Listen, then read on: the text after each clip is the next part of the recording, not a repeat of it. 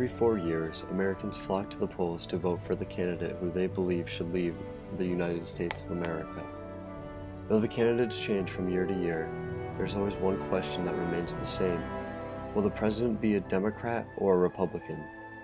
These two parties, the Democratic Party and the Republican Party, sometimes known as the GOP, short for the Grand Old Party, have dominated American politics for the past 200 years. But why?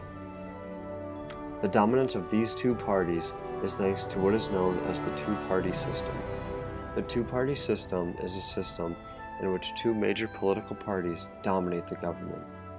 Though most governments have two large political parties that dominate, many Western democracies, such as France and Germany, still have several relevant third parties elected regularly. This is not the case in the US, where almost all elected officials are Democrats or Republicans. To understand how the two-party system came to fruition, you must first know the history of American political parties. After a hard-fought victory against the British for independence, American fighting would continue, not on the battlefield, but in the courthouses and Congress. Arguments over whether or not the freshly written Constitution should replace the good-intentioned but weak Articles of Confederation broke out, splitting politicians into two major parties: Federalists, who supported the change, and Anti-Federalists, who opposed it. Eventually, Anti-Federalists were won over by a proposed Bill of Rights that would ensure the American people would not be abused by the strong central government. However, Federalist victory was short-lived. A new political party, the Democratic Republicans, would soon form a new interpretation of the Constitution. In the end, this new party would phase out its Federalist predecessor, supporting an ideology of states' rights and a strict interpretation of the Constitution. Though this victory achieved a sense of unity, the party would soon split again, this time into the Democratic Party and the Republican Party, the same ones but different in ideology, that are so present in American politics today. Before all of these splits in political parties, one of America's most prominent founding fathers would speak on this topic. In his 1776 farewell address, President George Washington would warn against the forming of political parties and involvement in foreign affairs. Today, we know America did not heed Washington's warning through the constant media coverage of political parties, as well as our foreign affairs in other countries. Throughout the 1800s, third parties began to appear on the political stage.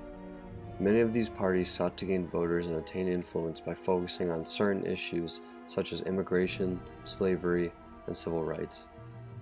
These parties include the Whig Party, the Know Nothing Party, the Free Soiler Party, and the Populist Party.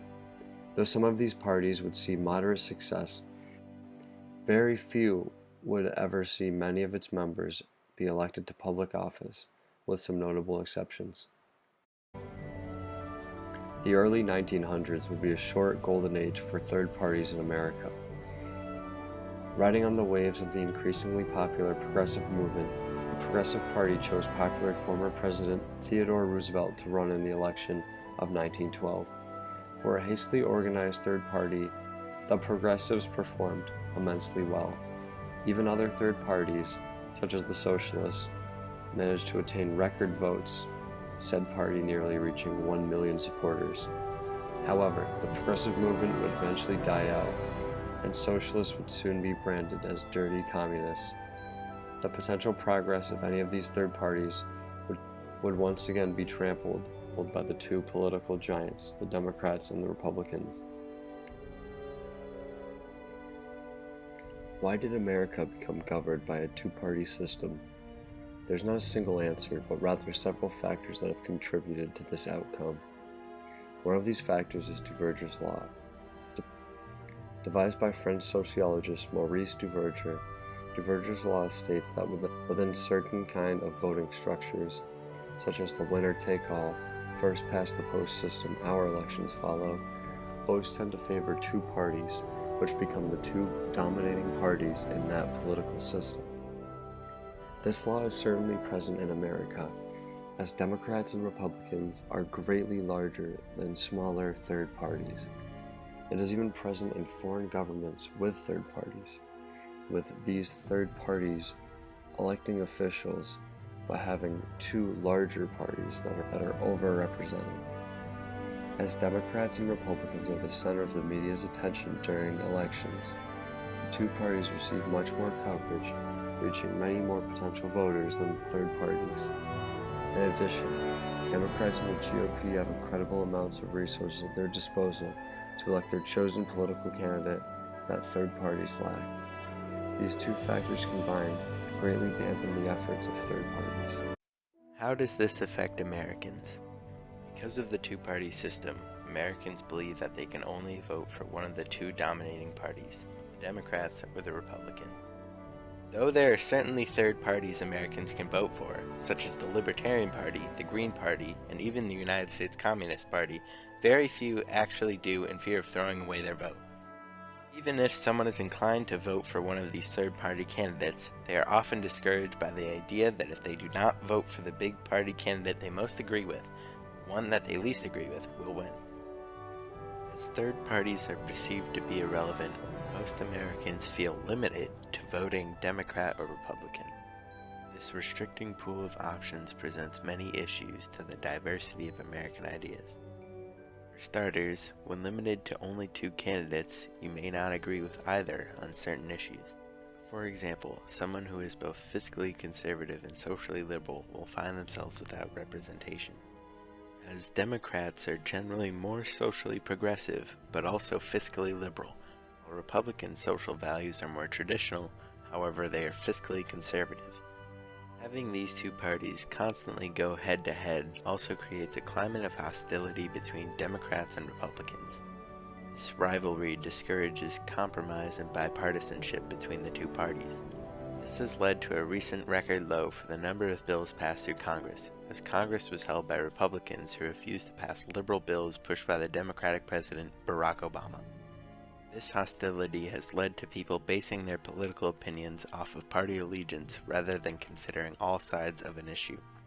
More than ever, Americans see the other side as the enemy, rejecting any meaningful discourse that could have led to a respectful disagreement between differing ideas. Though it's not just Americans following this blind screaming match of who is right and who is wrong, the politicians have also followed suit. Most of all, Americans are being discouraged to think outside these boundaries of political parties. New ideas that could change America for the better are being shot down by this political system that only accepts traditional, old, and conformist ways of thought. America's two-party system discourages the spread of new ideas, constraining political ideology to only one of two political parties. Upset with the current system, millennials and other young people are the least likely group to even participate in voting. In the recent past, many have become frustrated with America's political system. Upset with the current system, millennials and other young people are the least likely group to even participate in voting. When millennials are voting, they are also more likely to vote for non-traditional candidates, like the slightly socialist Bernie Sanders.